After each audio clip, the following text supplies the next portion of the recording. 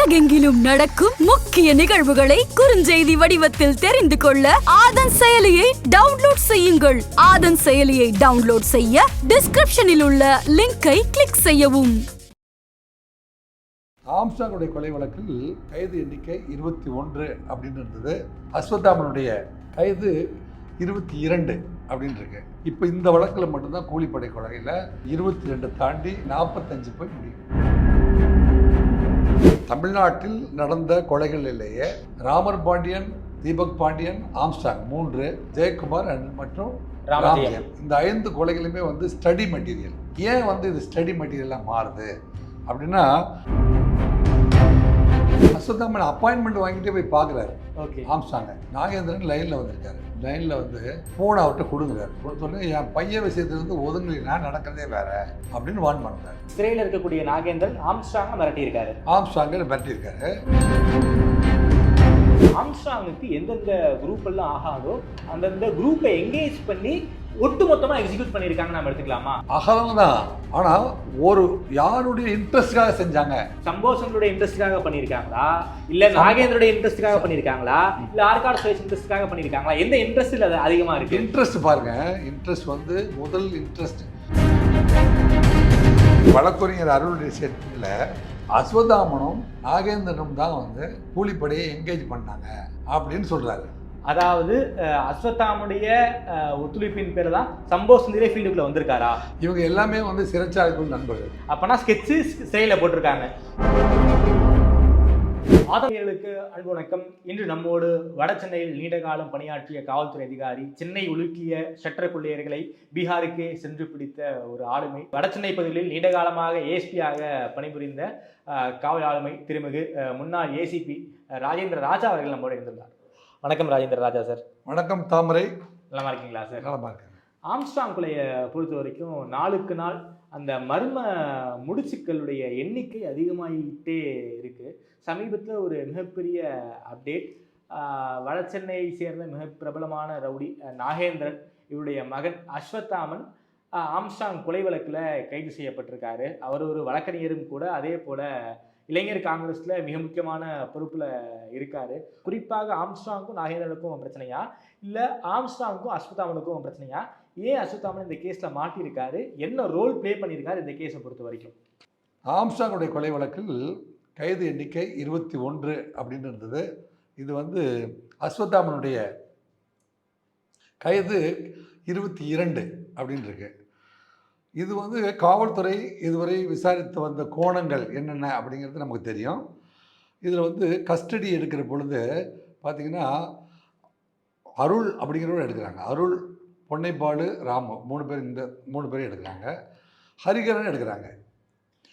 இதில் ரொம்ப முக்கியமான கோணங்கள் அப்படின்னு பார்த்திங்கன்னா, அருளுடைய ஸ்டேட்மெண்ட்டில் தான், வழக்கறிஞர் அருள் இருக்கார் இல்லையா, அவருடைய ஸ்டேட்மெண்ட்டில் தான் இப்போ அஸ்வத்தாமன் கைது செய்யப்படுகிறார்.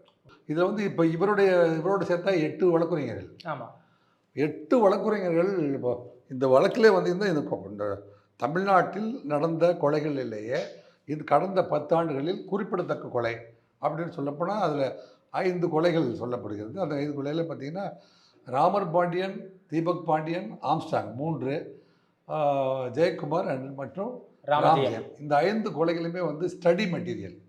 ஏன் இது ஸ்டடி மெட்டீரியலாக மாறுது அப்படின்னா, இந்த கொலைகளுக்கும் இந்த கொலைகள்லாம் டிப்பிக்கலாக கூலிப்படைகளால் கொலை செய்யப்படுது. கூலிப்படை கலாச்சாரங்கிறது ஆஜர்படுத்துறது ஒரு குரூப்பை ஆஜர்படுத்துறதும், பின்னாடி இயக்கியவர்கள் வேற ஒரு குரூப்பும், அந்த குரூப்பு வழக்குக்கே வராது. ஒரு மிகப்பெரிய கொலையை அரங்கேற்றி முடிச்சுட்டு எந்த வழக்குலையும் சிக்காமல் வெளியிலேருந்து சும்மா ஃபினான்ஸ் பண்ணிவிட்டு டைரக்ஷன் பண்ணிவிட்டு ரொம்ப பெரிய விஐபியாக உடம்பு கொண்டு இருப்பாங்க. சீனுக்கே வர மாட்டாங்க. சிடிஆர்லேயும் மாட்ட மாட்டாங்க. அவங்க தீம் கொடுத்த உடனே நீங்கள் போய் இதை இப்படி எக்ஸிக்யூட் பண்ணிருங்கன்னு அவங்க பர்சனல் மீட்டிங் முடிச்சதுக்கப்புறம் இவங்க சிடிஆர்லேயே மாட்ட மாட்டாங்க. நீங்கள் சொன்னபடி ரொம்ப கவனமாக ஒரு கேள்வி கேட்டீங்க. சிடிஆர்லேயே மாட்ட மாட்டாங்க. அப்படியே இருந்திருக்காங்க. அதனால தான் இப்போ இந்த வழக்கில் மட்டும்தான் கூலிப்படை கொலையில் 22 தாண்டி எய்ம் பண்ணினா நீங்கள் 45 போய் முடியும். ஓகே, 45 பல குற்றவாளிகளில் போய் நீ முடியும் அப்படின்னா இது மிகப்பெரிய குற்றப்பத்திரிகையாக இருக்கும். தமிழ்நாட்டில் போடப்பட்ட குற்றப்பத்திரிகையில் இது மிகப்பெரிய குற்றப்பத்திரிகையாகவும் அமையும். உங்களுடைய காவல்துறை அனுபவத்தை வச்சு நீங்கள் பார்க்கும்போது இந்த ஆம்ஸ்ட்ராங் கொலையில் கிட்டத்தட்ட ஒரு 45 பேர் ஈடுபட்டிருக்காங்களா? ஆமாம், 45 பேர். 22 இருக்கு பார்த்தீங்களா? ஓகே. 22ல் நீ யாருடைய பட்டியல் நீண்ட பட்டியல் அப்படின்னு பார்த்தீங்கன்னா, அருள் ஒரு டீம் ரெடி பண்ணியிருக்காரு. அவர் வந்து ஹரிஷ் அப்படின்னு ஒருத்தர் ஹரிஷ் ஒருத்தர் கொண்டாரு. அப்புறம் சதீஷ் ஒருத்தர் கொண்டு வர்றாரு. இவங்க எல்லாம் சேர்ந்து 4 மணி நேரத்தில் சரண்டர் ஆகிருக்காங்க. 4 மணி நேரத்தில் கொலை செய்த உடனே மறுபடியும் எந்த இடத்துல அசம்பிள் ஆனாங்க, எவ்வளோ தூரம் போனாங்க, பெரிய பாலத்தில் போய் எப்படி கம்யூனிகேஷன் பண்ணாங்க, அங்கேருந்து 2 மணி நேரத்தில் திரும்பி எப்படி வந்தாங்க, அண்ணா நகருக்கு வந்தாங்க. இதுக்கு எத்தனை டீம் 8 பேரை கொண்டுட்டு போகணும். அவங்க கூட எத்தனை பேர் சரண்டர் பண்ணுறதுக்கு ஒரு புடைசூழ சென்றார்கள். மறுபடியும் அண்ணா நகருக்கு வரைக்கும் வந்து கொண்டாந்து எஸ்கார்ட் பண்ணி உள்ளே போய் சரண்டர் ஆயிருன்னு சொன்னார்கள். எத்தனை பேர் வந்தாங்க அப்படிங்கிறதெல்லாம் நீங்கள் கற்பனை பண்ணி பார்த்தீங்கன்னா, இதெல்லாம் சாதாரணமாக 11 பேரை சரண்டர் பண்ணுறதுக்கு பின்னாடி ஒரு மிகப்பெரிய குரூப் இருந்திருக்காங்கன்னு சொல்ல வரீங்க? ஆமாம். அது இவங்க இத்தனை பேரையும் சரண்டர் நாங்கள் போய் சரண்டர் ஆயிடுறோம் அப்படின்னு சொன்னால், சரண்டர் பண்ணப்பட்டவர்கள் யார்? இந்த கேள்விக்கு வந்து நீண்ட நாட்களாகவே விடை காணாமலே இருந்ததுனால தான் தொடர்ந்து இது நடந்துட்டு இருந்துச்சு. Okay sir. மொத்தம் எத்தனை டீம் தான் சார் இந்த இன்வால்வ் ஆகிருக்காங்க? ஃபர்ஸ்ட் டீம் வந்து பொன்னை பாலு டீம், செகண்ட் மலர்கொடி, மூணாவது வந்து சம்போ செந்தில், நாலாவது பொன்னை பாலுடைய டீம் ஒரு டீம். அதில் ஆஜரான குரூப்பில் அவன் வந்துடுறான்.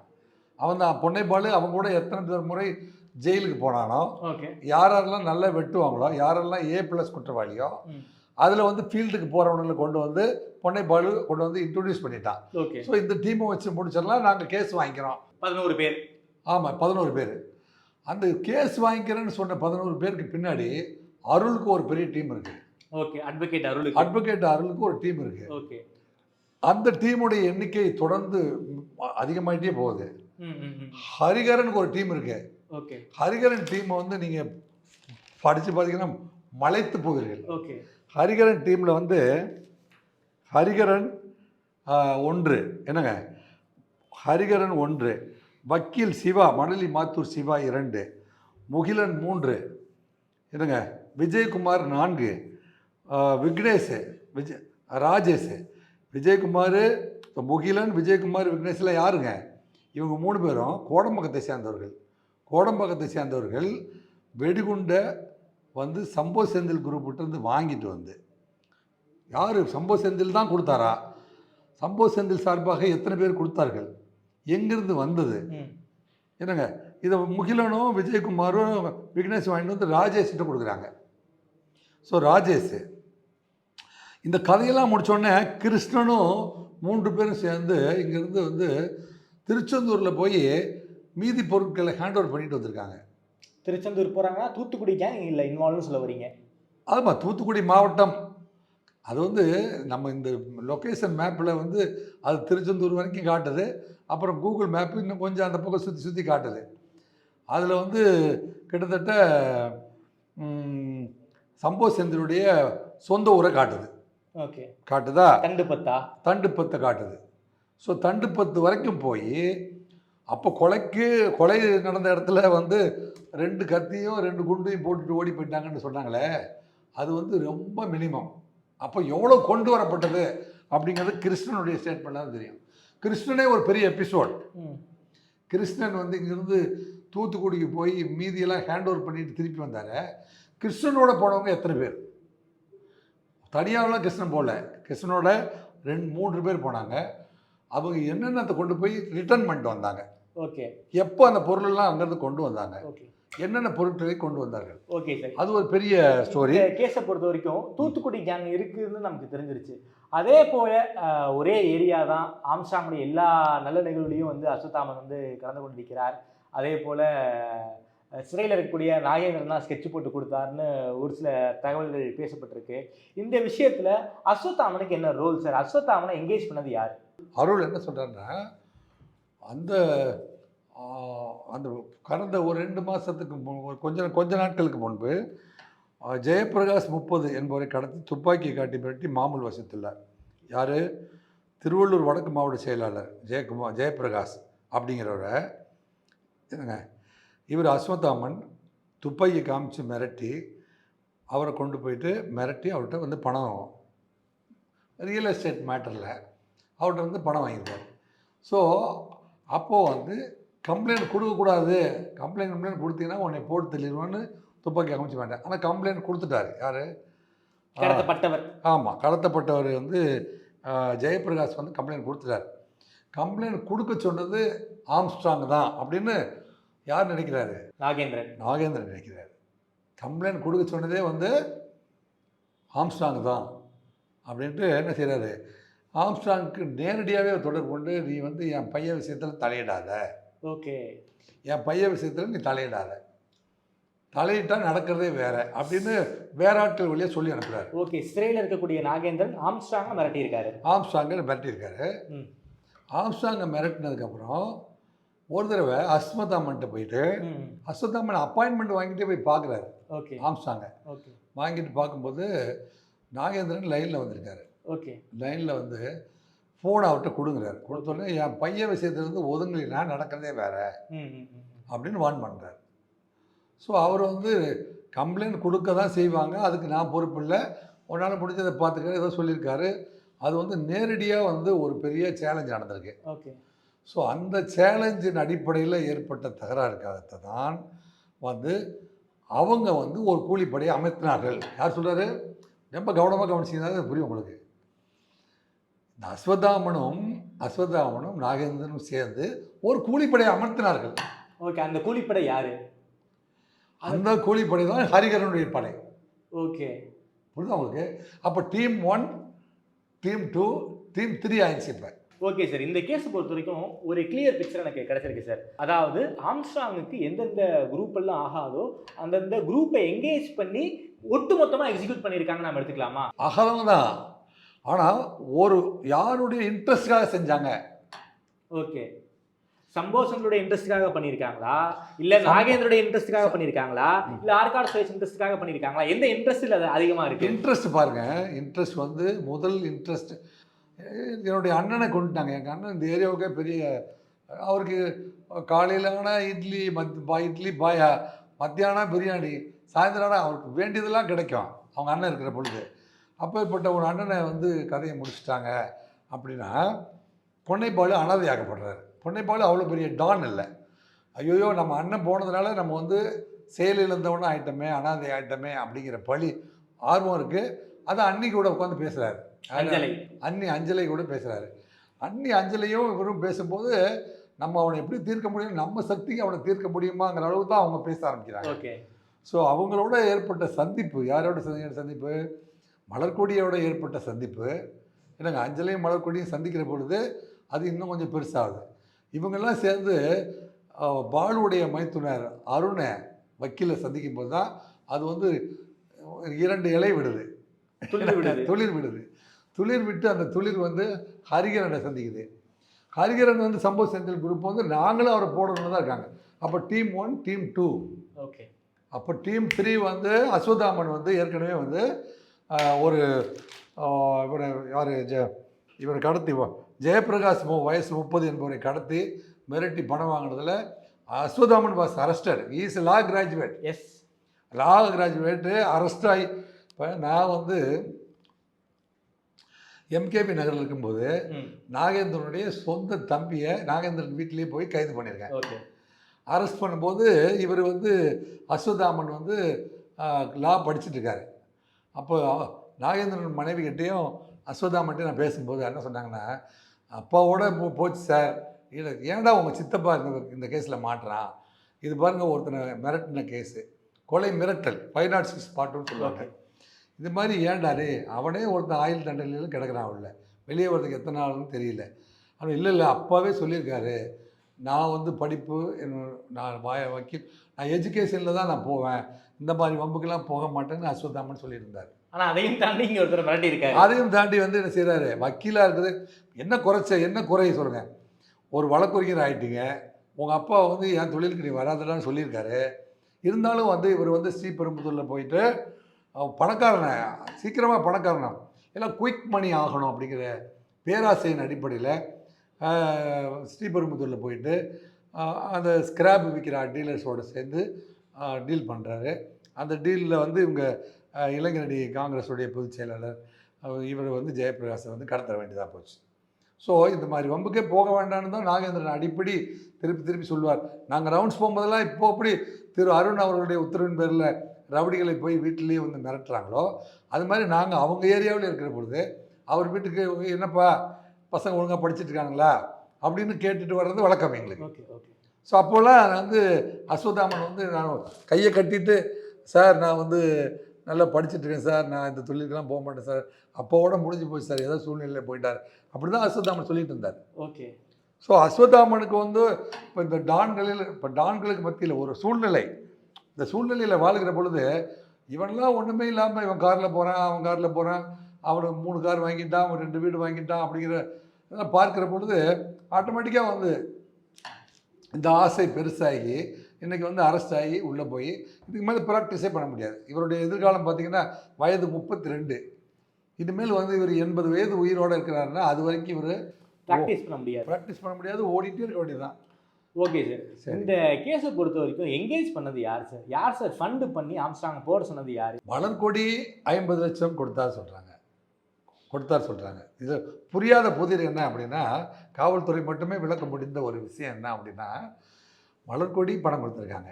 மலர்கொடிக்கு யார் பணம் கொடுத்தாங்க என்பது ஒரு கேள்வி. Million dollar question.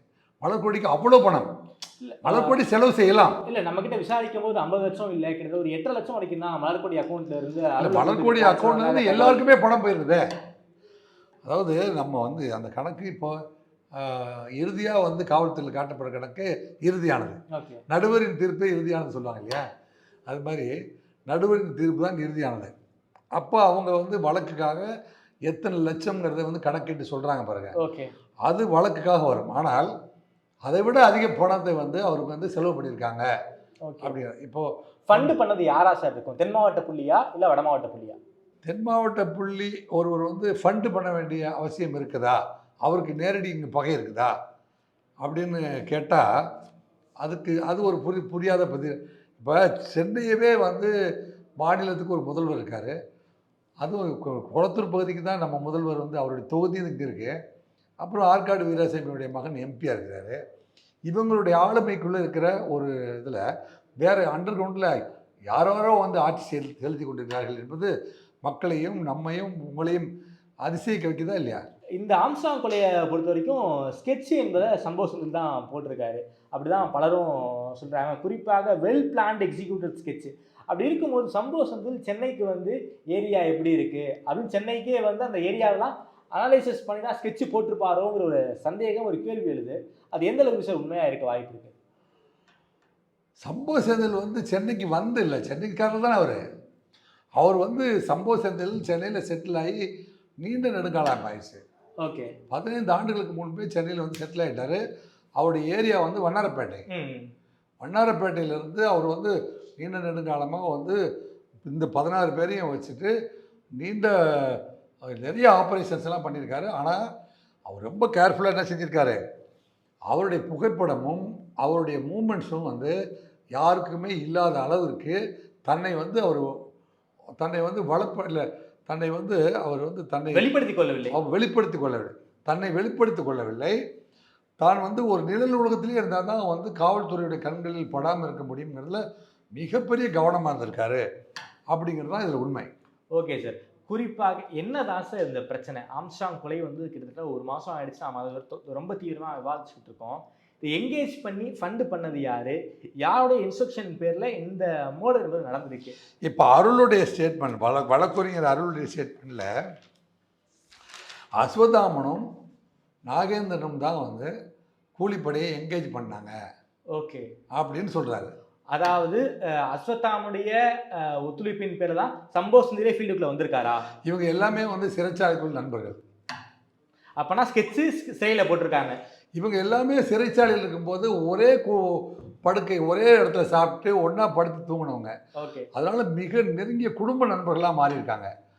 சம்பவ செந்திலுக்கு பார்த்தீங்கன்னா கொடுங்கையூரில் ஒரு நண்பருடைய வீட்டில் அடிக்கடி அவர் கொடுங்கையூரில் இருக்கிற பார்வதி நகர் அப்படிங்கிற இடத்துல அடிக்கடி வந்து செல்கிறார் அப்படிங்கிறது ஒரு தகவல். இப்போ நீங்கள் அந்நியர்த்து பண்ண டீம்லேயே அருளுடைய டீம் பார்த்திங்கன்னா ஒரு 6 பேர்லேருந்து 8 பேருக்கு மேலே போகாது. பொன்னைப்பாலுடைய டீமு 10 பேர் தான். 10 பேர் 10 பேர் தான். திருவேங்கடத்தோட சேர்த்தா 11. அப்போ திருவேங்கடம் சேர்த்து 11 தான் அவனுடைய டீமு. ஆனால் சம்போ செந்திலுடைய டீம் தான் 16. ஓகே. ஸோ இந்த 16 பேரையும் என்கேஜ் பண்ணி டெக்னிக்கலாக வந்து அந்த ஏரியாவை ஸ்கேன் பண்ணி சுற்றிலையும் நின்று என்னங்க டீமை உள்ளே அனுப்பி ஆப்ரேட் பண்ணிவிட்டு அப்படியே வந்து அவங்க வெளியில் போயிட்டாங்க. Okay sir. அதாவது நீங்கள் சொல்கிறதுலேருந்து நான் என்ன புரிஞ்சுக்கிறேன் அப்படின்னா, நாகேந்திரனும் அஸ்வத்தாமும் இணைந்து தான் இந்த ஸ்கெட்சை வந்து சம்போ செந்தில் கிட்ட கொடுத்துருக்காங்கன்னு நாம் எடுத்துக்கலாமா?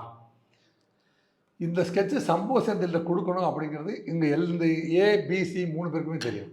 Okay okay. ஆனால் முக்கியமான விருப்பப்பட்டது வந்து நாகேந்திரன் ப்ளஸ் அஸ்வத்தாமன் தான். நாகேந்திரனும் அஸ்வத்தாமனும் என்கேஜ் பண்ணாங்க. இந்த டீமை தான் என்கேஜ் பண்ணணும்னாங்க. ஆனால் இந்த டீமை தான் என்கேஜ் பண்ணாங்க. ஆனால் எப்போ வந்து அருளை கொண்டு போயிட்டு ஹரிஷ்கிட்ட இன்ட்ரடியூஸ் பண்ணாங்களோ, ஹரிகரன்ட்ட வந்து இன்ட்ரடியூஸ் பண்ணாங்களோ, அப்போ சம்போ செந்தில் வந்து ஸ்கெட்ச் என்கிட்ட இருக்குதுன்னு டிக்ளேர் பண்ணிடுறாரு. Okay okay okay okay. So இவங்ககிட்ட இருக்கிற பணமெல்லாம் பத்தல. ஓகே. இந்த பணமெல்லாம் பத்தல. இப்போ இது வரைக்கும் டிரான்சாக்ஷன் பணம்லாம் பத்தல. இதுக்கு மேலே ஒரு ஃபினான்ஸ் பண்ணிக்கிறது யாருன்னா நாகேந்திரனும் அஸ்வத்தாமனும் வந்து அதுக்கப்புறம் ஃபினான்ஸ் பண்ணியிருக்காங்க. ஓகே. அப்போ இவங்களுக்கெல்லாம் ஃபினான்ஸ் பண்ணு. அஸ்வத்தாமனுக்கு ஒரு குறிக்கோள் இருந்துச்சு. அப்பா உள்ளே போயிட்டாரு. நாகேந்திரனுடைய மகன் என்கிற முறையில் நம்ம தான் இந்த ஏரியாவுடைய கோட்டைக்கு தலைவராக வரணும். சரி. எலெக்ஷனில் நிற்காமே அவர் வந்து எம்பி எலெக்ஷனில் நிற்கிறதுக்கு காங்கிரஸில் சீட்டு கேட்டிருக்காரு. அந்த சமயத்தில் வந்து இவர் மேலே கேஸ் வந்துட்டதுனால அவருக்கு சீட்டு கிடைக்காம போயிருக்கு. ஒருவேளை வந்து எம்பி எலெக்ஷனில் நிற்க முடியாமல் சீட்டு கிடைக்காம போனாலும் இது எலெக்ஷன்லேயே நிற்காமல் அந்த ஏரியாவுடைய தலைவராக நம்ம வந்து அனௌன்ஸ் ஆகணும் அப்படின்னா நமக்கு கவுண்டராக ஒருத்தர் இருக்கக்கூடாது அப்படின்னு முடிவு எடுத்திருக்காரு அப்படின்னு அருள் சொல்கிறாரு. இந்த ஸ்கெட்சை பொறுத்த வரைக்கும் அஸ்வத்தாமுடைய ஹேண்ட் ரொம்ப அதிகமாக இருக்குன்னு நீங்கள் சொல்கிறீங்க. நான் என்ன இதெல்லாம் எப்படி பார்க்குறேன்னா, கூட இருந்தே அஸ்வத்தாமன் வந்து குழி பறிச்சிருக்காருன்னு நான் நினைக்கிறேன். ஆம்ஸ்ட்ராங்கோட இறந்து போயிட்டாரு. ஸோ அப்போ வந்து ஃபேஸ்புக்கில் போஸ்ட் போட்டிருக்காரு. ஆம்ஸ்ட்ராங்கோட எல்லா குடும்ப நிகழ்வுகளையும் அஸ்வத்தாமன் கலந்து கொண்டிருக்காரு. இதை வச்சு பார்க்கும்போது ஆம்ஸ்ட்ராங்கோட எல்லா மூமெண்ட்டுமே வந்து அஸ்வத்தாமன் தெரிஞ்சிருக்கும். அதனால ஈஸியாக ஆக்சஸ் பண்ணிட்டாரா சார்? ஆமாம். அவர் வந்து தன்னை எதிரியாக காட்டிக்காம ஓகே கூட இருந்தே வந்து வந்து எப்போ கதையை முடிக்கலாம் அப்படிங்கிற திட்டத்தை வந்து ரகசியமாக வச்சுட்டே இருந்திருக்காரு. Okay okay. வஞ்சத்தை மனதில் வைத்து பழகிருக்காரு. Okay okay. வஞ்சத்தை மனதில் வைத்து பழகிருக்கிறாரு. ஓகே. அதன் அடிப்படையில் தான் வந்து இவரை வந்து யார் அருள் என்ன சொல்கிறாரு, இவங்கெல்லாம் இவ்வளோ பணம் செலவு பண்ணுறாங்க, ஆனால் கூலிப்படையை அமர்த்துவதற்கு இவங்க 2 பேர் தான் வந்து சேர்ந்து தான் கூலிப்படையை அமர்த்தினாங்கிறாரு. அப்போ இவங்க எல்லாமே ட்ராவல் பண்ணும்போது ஒரு கூலிப்படையை அமர்த்திடலாம் அப்படின்னு முடிவெடுத்தது யாரு தானே? அஸ்வத்தாமனும் அவங்க அப்பாவும். Okay sir. இந்த இஷ்யூவை பொறுத்த வரைக்கும் மாஸ்டர் மைண்ட் என்பது அஸ்வத்தாமன் தானா? இல்லை, எல்லாருக்குமே நோக்கம் வந்து பார்த்தீங்கன்னா நோக்கம் ஒன்று பொன்னைப்பாலுக்கு கண்டிப்பாக நோக்கம் இருக்கு. அஞ்சலிக்கு நோக்கம் இருக்கு. சம்போ செந்திலுக்கு ஒரு நோக்கம் இருக்கு. சம்போ செந்திலுக்கு வந்து டான் ஆகிறதுல நோக்கம். ஆமாம். இப்போ 2 டான் இருப்பாங்க. நீங்கள் இது பாருங்க, நான் முன்னாடி உங்களுக்கு சொன்னேன் பார்த்தீங்களா, முன்னாடி நடந்த கொலைகள் கூட பாக்ஸர் பாஷா கொலை வழக்கு. பாக்ஸர் பாஷா யார் தெரியுமா உங்களுக்கு? நாகேந்திரனுக்கு பதிலாக இந்த அஸ்வத்தாமன் வந்து சின்ன பையனாக இருக்கும்போது பாக்ஸர் பாஷான்னு ஒரு மிகப்பெரிய ஃபிகரை அவர் வந்து உள்ளேருந்து அனௌன்ஸ் பண்ணுறாரு. என்னுடைய சார்பாக, நாகேந்திரன் சார்பாக அந்த ஏரியாவுக்கு பாஸாக இருக்க வேண்டியவர் பாக்ஸர் பாஷா தான் அப்படின்னு அமர்த்துறாரு. அதில் வந்து எதிரணியில் இருந்தவன் பார்த்தீங்களா, எதிரணியில் இருந்த கிருஷ்ணான்னு ஒருத்தர் இருக்கான். நாகேந்திரன் தான் உள்ளே போயிட்டார். அவங்க பையன் சின்ன பையனாக்கா, நாங்களும் நாகேந்திரன்ட்ட வேலை பார்த்தோம் தான், நாங்கள் 10 பைசா சம்பாதிக்கக்கூடாதா, நாங்களும் தான் ஆள் அப்படின்னு கிருஷ்ணா வர பார்க்குறான். இல்லை, அது அவங்களெல்லாம் யாரையுமே பிழைக்க விடாமல் நாகேந்திரனுடைய ஆளான இவர் பாக்ஸர் பாஷா தான் வந்து டாமினேட் பண்ணி அந்த இறக்குமதி ஏற்றுமதி டிரான்சாக்ஷன் பிஸ்னஸ்ஸு அத்தனைக்குமே வந்து தலைமையாக தாங்கிட்டு இருக்காரு. அந்த தலைமையை உடைக்கிறதுனா கிருஷ்ணா வந்து பாக்ஸர் பாஷாவை கொலை பண்ணுறான். ஸோ எப்போவுமே வந்து நாகேந்திரன் அண்ணன் வந்து உள்ளே இருந்தாலும் தன்னுடைய ரெப்ரசன்டேட்டிவ் ஏரியாவுக்கு வேண்டும் அப்படின்னு நினச்சிட்டே இருக்காரு அப்படிங்கிறது இதில் எஸ்டாப்ளிஷ் ஆகிருக்கு. Okay okay okay. இது மாதிரி வந்து 1 2 3 4 தளபதிகளை நியமித்து கொண்டே இருந்திருக்கிறார். அப்போது நம்ம ஊரில் வந்து நான் கட்டுமரமாக வருகிறேன், எனக்கு எரிமலையாக வருகிறேன், என்னங்க உங்கள் குடும்பத்துக்கு ஒவ்வொருத்தருக்கும் வந்து பாதுகாப்பாக நிற்பேன் அப்படின்னு மெம்பர் ஆஃப் பார்லிமெண்ட்லாம் வந்து அங்கே எம்எல்ஏக்கெல்லாம் வந்து ஓட்டு கேட்டுட்டு நானும் ஒரு எம்எல்ஏ நானும் ஒரு எம்பின்னு அந்த ஏரியாவில் சுற்றிட்டு இருக்காங்களே, அவங்க கண்ட்ரோலில் இந்த நாடு இருக்குதா? வடசென்னை இருக்கா? ஓகே, இது என்ன சரியுதுன்னா பிரதர், இன்னைக்கு எல்லாம் செய்தித்தாள்களில் கிண்டலாக சொல்கிறாங்க, இதாங்க அருளும் சதீஷும் திமுக, ஹரிகரன் தமாக, அஞ்சலை செல்வராஜ் பாஜக, என்னங்க மலர்கொடி ஹரிகரன் அதிமுக, அஸ்வதாமன் வந்து காங்கிரஸு. ஸோ அனைத்து கட்சி என்னங்க அனைத்து கட்சி அரசியலும் ஒன்று சேர்ந்துருக்கு அப்படின்னு சொல்கிறாங்க. இல்லைங்க அரசியல் கொலையா, பழிவாங்கல் கொலையா, இல்லை வந்து ஆர்கனைஸ்டு மாடரா அல்லது கூலிப்படை மாடரா அப்படின்னு ஒரு மிகப்பெரிய 5 கேள்விகளை வந்து உங்கள் முன்னாடி வச்சு என்னை கேட்க வைக்குது. அவ்வளோ பெரிய செக்டார்ஸை கிரியேட் பண்ண ஒரு இம்பார்ட்டன்ட் கொலையாக இருக்கிற பட்சத்து இருக்குது இந்த கொலை. இதுக்கெல்லாம் அடிப்படை காரணம் என்ன இருக்குது அப்படின்னா, ரவுடிகள் அத்தனை பேருமே வந்து போலீஸ் வந்து மிரட்ட ஆரம்பிச்சிட்டாங்க. போலீஸ் வந்து இப்போ நான் இருக்கிறேன், இப்போ நானே சொன்னேன் பார்த்தீங்களா, நாகேந்திரன் வீட்டுக்கு பல முறை போயிருக்கேன். ஏன்டா தம்பி படிக்கிறியான்னு கேட்டால் அஸ்வதாமன் வந்து நான் படிச்சுட்டு இருக்கேன் சார், அப்பா வந்து இந்த தொழிலுக்கெல்லாம் வேண்டாம், நான் வந்து நல்லபடியாக வக்கீலாக போயிடுறேன் சொல்லிட்டு இந்த பையன் தானே. ஆனால் இவங்கெல்லாம் வந்து ஒரு குற்றத்தில் ஈடுபடும் போது போலீஸ் வந்து தொடர்ந்து போய் டேய் ஒழுங்கா இருக்கியாடா அப்படின்னு கேட்பாங்க. இவர் என்ன செய்கிறாரு, மாநில தலைவரை போய் பார்க்குறாரு. மாநில தலைவர் வந்து அந்த ஊருக்கு மாவட்ட செயலாளராக மாற்றினார். அவரை மாவட்ட செயலர் ஆகிட்டா இது என்னடா பண்ணிட்டு இருக்கேன்னு போலீஸ் கேட்க முடியாது. அப்போ ரவுடிகளை கிரியேட் பண்ணுறதே வந்து அரசியல்வாதிகள் ஆகிடுறாங்க. ஓகே ஓகே, புரியுதா உங்களுக்கு? ரவுடிகள் உருவாகிறதுக்கு அல்ல டான்கள் உருவாகிறதுக்கு அரசியல் புகலிடம். இந்த சூழ்நிலையில் வந்து இதன் மூலமாக தமிழ்நாட்டில் இருக்கிற அத்தனை அரசியல் மாநில கட்சி தலைவர்கள் அத்தனை பேருக்கும் சொல்வது என்னவென்றால், வேண்டிக் கொள்வது என்னவென்றால், எதிர்கால அரசியலில் காமராஜரை போல, திரு கக்கன் அவர்களைப் போல, திரு ராஜாஜி அவர்களைப் போல, பேரறிஞர் அண்ணா போல, டாக்டர் கலைஞர் அவர்களைப் போல என்னங்க ஒரு தூய்மையான அரசியலை இந்த நாட்டிற்கு வழங்க வேண்டும் என்கின்ற உண்மையான அக்கறை உங்களுக்கு இருக்குமானால், இதுபோல் குற்றப்பின்னணி உள்ளவர்கள் எல்லாம் கொண்டு வந்து மாவட்ட செயலாளராக, வடசென்னை மேற்கு பொறுப்பாளர், என்னங்க மாவட்ட செயலாளர் என்கின்ற பதவியெல்லாம் கொடுத்து இந்த நாட்டினுடைய எதிர்காலத்தை பாலடிக்காதீர்கள். அவர்கள் அரசியல் சேர்த்து கொள்ளுங்கள், பாவமில்லை. ஆனால் அவருக்கு மிகப்பெரிய பதவி கொடுத்து வருவதால் காவல்துறையாளர்கள் அவங்களை மிரட்ட முடியாது. அவர் அந்த ஏரியாவுடைய டான் ஆகிடுவார். இந்த கூலிப்படை கொலைகளும் இப்போ பாருங்கள், அனைத்து கட்சி கொலையா, அரசியல் கொலையா, பழிக்கு பழியா, ஆர்கனைஸ்டு மர்டரா அல்லது கூலிப்படை கொலையா அப்படிங்கிறதுக்கு பதில் செய்ய தெரியாமல் வந்து தமிழக காவல்துறையும் தமிழக மக்களும் அலைமோதுகிறார்கள். ஊடகவியல்லாம் வந்து ஊடகவியலாளர்கள்லாம் வந்து இது எந்த கொலைன்னு பேர் வைக்கலாம் சார் அப்படின்னு கூட சொல்ல முடியாத அளவுக்கு ஒரு பெரிய குழப்பத்தை ஏற்படுத்திய ஒரு கொலையாக இது அமைஞ்சிருக்கு. எனவே எதிர்கால அரசியலை தூய்மைப்படுத்தினால, அரசியல் தூய்மை இருந்தால் தான் இந்த ரவுடிகள்லாம் வந்து எலிமினேட் பண்ண முடியும். அப்போ தான் அவங்க போலீஸுடைய கண்ட்ரோலில் இருப்பாங்க. இதற்கான ஏற்பாடுகளை அனைவரும் சேர்ந்து செய்ய வேண்டும். காவல்துறைக்கு வந்து சற்று சுதந்திரத்தை கொடுங்கள். ஓகே, எனக்கு சுதந்திரத்தை கொடுங்கள் என்று கூறி இதை சமர்ப்பிப்போம். ஓகே சார், ரொம்ப நன்றி சார். குறிப்பாக கடைசியாக கைது செய்யப்பட்ட இந்த அஸ்வத்தாமனுடைய பேக்ரவுண்டை பற்றி ரொம்ப விரிவாக சொல்லியிருக்கீங்க. குறிப்பாக சிறையிலேருந்து ஸ்கெட்ச் போட்டிருக்காங்க. எல்லாருக்கும் ஒவ்வொரு மோட்டிவ் இருக்குது. அந்த மோட்டிவை பற்றி ரொம்ப தெளிவாக மக்களுக்கு வந்து எடுத்து சொல்லியிருக்கீங்க. நேரம் கொடுத்து பேசிய மக்கள் நன்றி ராஜேந்திர ராஜா சார்.